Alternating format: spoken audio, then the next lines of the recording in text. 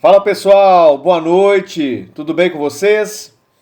Mais uma vez aqui, Cleiton Caldeira, e hoje nós vamos abordar mais um assunto sobre espaço confinado, hoje os ventiladores. Antes da gente iniciar o nosso tema, gostaria de mais uma vez pedir a vocês que curtam o canal, comentem o vídeo, compartilhem para as pessoas que têm interesse nesse tema, né? Divulguem o nosso canal para fortalecer o nosso trabalho, né? Hoje nós vamos falar aí sobre os tipos de ventiladores, né? Sobre os ventiladores de espaço confinado, ventilador exaustor, né? É... Primeiramente, a gente precisa entender que cada espaço confinado precisa ter, né, um ventilador determinado para aquela boca de visita, vamos dizer assim. O que eu quero dizer com isso? Quantos metros cúbicos nós temos naquele espaço confinado? A gente consegue identificar isso pelo inventário, né? Lá no inventário está falando do quê? Quantos metros cúbicos que a gente tem lá de espaço confinado? E aí, nesse cenário, a gente tem que buscar cada um desses ventiladores exaustores, saber quantos metros cúbicos que esses equipamentos movimentam por minuto, entende?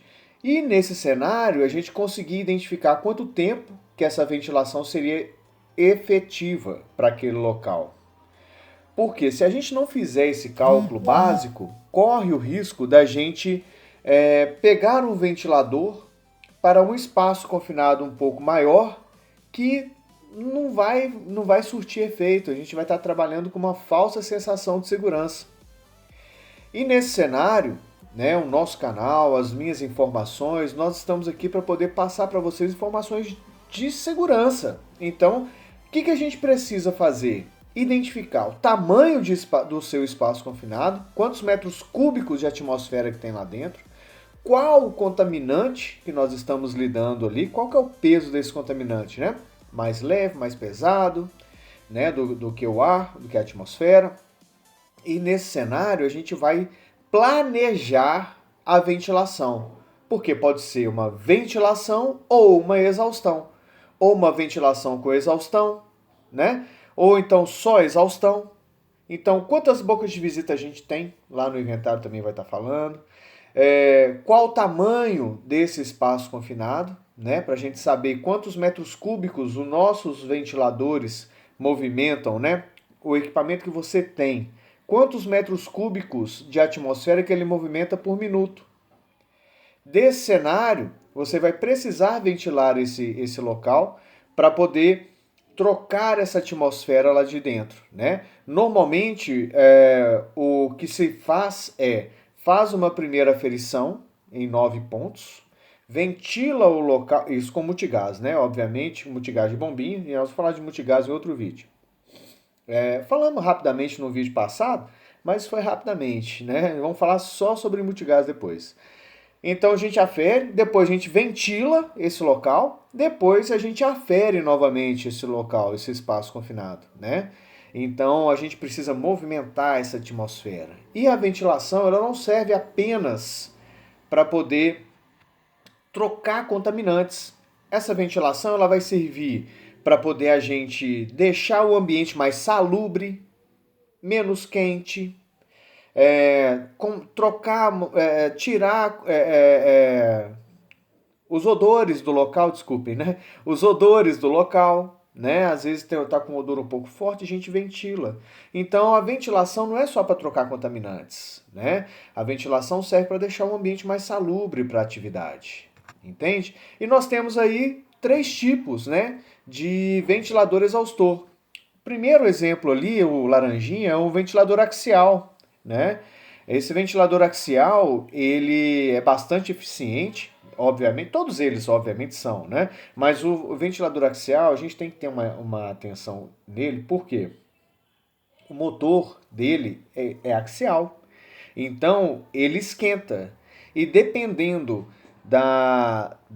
do contaminante que você vai estar retirando do espaço confinado, se for inflamável, por exemplo, pode ser um problema de alguma partícula gerar algum tipo de faísca, de campo elétrico, né, nas pás, e esse motor quente né, pode aí gerar um princípio de incêndio, né? Então o axial tem essa ressalva que a gente precisa entender. O centrífugo, ele já não é que ele é especialmente fabricado para espaço confinado com classificado, não é bem isso, né? Mas o centrífugo ele tem uma facilidade nesse sentido que o motor está fora dele, né? Então não teria essa periculosidade, né? Esse perigo, na verdade, nesse contexto aí. Então o ar que vai passar dentro do ventilador centrífugo, ele vai estar passando fora, então não vai ter essa caloria, né? Então ele é mais indicado para uma área classificada. Agora, o Venturi, né, seria esse nesse cantinho, esse último aqui, ele é com ar pressurizado, ele faz exaustão com ar pressurizado. Então ele não tem possibilidade nenhuma de caloria. Então seria o mais indicado, né? Mas ele é o que a gente menos vê, né? O Venturi, mas é com ar pressurizado. Então nós temos aí esses três tipos, né, de ventiladores: o axial, centrífugo e Venturi. E como que é o seu espaço confinado? É o que eu falo com vocês. Planejamento é tudo. Tudo. Planejamento para atividade. Isso é tudo. Então, vamos planejar essa atividade e identificar para aquela boca de visita qual seria a solução melhor, né? Qual tipo de equipamento seria melhor para aquela boca de visita. E a gente tem que entender que esses ventiladores, né, eles, quando a gente vê a plaquinha dele, movimenta, por exemplo, 30 metros cúbicos por minuto, né? Essa plaquinha vai estar falando da potência dele sem o mangote, né? Sem o mangote. Quando a gente coloca o mangote, a gente ainda tem que considerar as voltas do mangote, né? Para poder a gente elevar esse tempo de ventilação aí. Depois a gente fala mais também sobre o mangote, mas senão o vídeo fica muito extenso e a ideia aqui é a gente passar informações rápidas para vocês. Então, curtem, né? Comentem, compartilhem esse vídeo, dá uma força para nós aí nesse canal, são informações que salvam vidas, né? Espaço confinado a gente não vê o risco inerente, são contaminantes que às vezes entram nas nossas vias respiratórias e muitas vezes não tem tempo da gente correr, né? Então, nós vamos falar bastante aí sobre espaço confinado, trabalho em altura, resgate aquático, resgate em altura, né?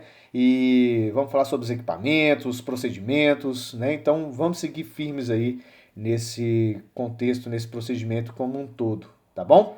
E divulguem, por favor. Um grande abraço a vocês, até o próximo vídeo.